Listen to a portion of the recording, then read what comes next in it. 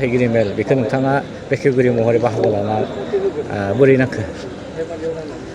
मोनसे जारिमिनारि हाबाफारि होननासो बुंगोन आं दिनै आरो बेखायनो जारिमिनारि जे जाय थावनियाव जोङो फ्राय 14 बोसोर माने हाबनानै बिदि मेल खालामनो मोनाखैमोन बे जायगायाव आरो बेनो जाबाय उदालगुरिनि बर'फोरनि मोनसे सम्पद हारिमु भवन। बे हारिमु भवना बर'फोरनिनो सम्पदखा। दा बेवहाय उदालगुरि जिल्ला बर' थुनलाइ आफाद आरो लोगोसे उदालगुरि गुदि बर' थुनलाइ आफादनि बानजायनायाव थोंजों मदद दं। बिथांमोना दि मोनसे खन्थाइगिरि जथुम लाबाय बियो मोनसे मोजां मोनसे मोन्दांथि होननानै आं बुंगोन दिनै। आरो बेवहाय आं लोगो मोनदों जे जोंहा बे हाबाफारिनि गेजेरजोंनो उदालगुरि जिल्ला बर' थुनलाइ आफादनि जि मोनसे खौरां लाइसि दोरबि बेखौबो बेखेवदों। बेरगाव TLCCनि मानिजाथाव मासिगिरि चेयारमेन श्री बिक्रम दैमारि बिथाङाबो बेवहाय फैदों।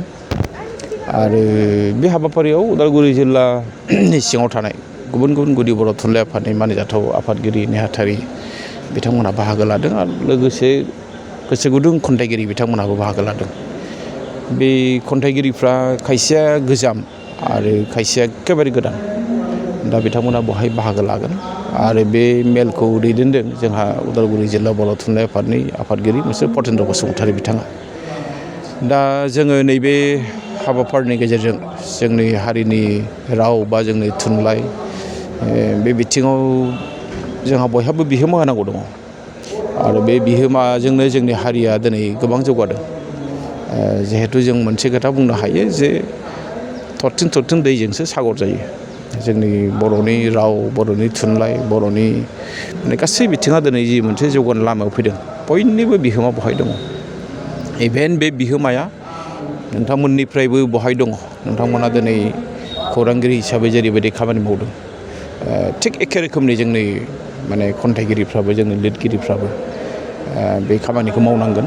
आरो लोगोसे मोनसे खोथाखौ जों बाख्नायनांगोन जे उदालगुरि हिसाबै जोङो माने बर' मैखोम जायगा थुनलाइ बिथिङाव बांद्राय गोजौ थाखोनि मासि जायगाखौ मोनाखैब्लाबो जोङो फैबाय थानाय जायफ्रानाखि गोसो गुदुं लिरगिरिफोर दङ बिथांमोना खन्थाइगिरियानो जाथों बा जोंहा थुनलाइ माने रायथाइगिरियानो जाथों बा फावथाइगिरियानो जाथों जों बिथांमोननो खाबु होनांगौ।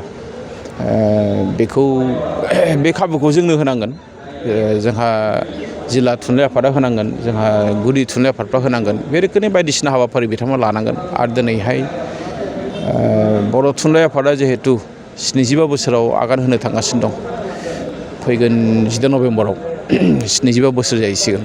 बेयो मोनसे जारिमिनारि सान जोंनि थाखाय।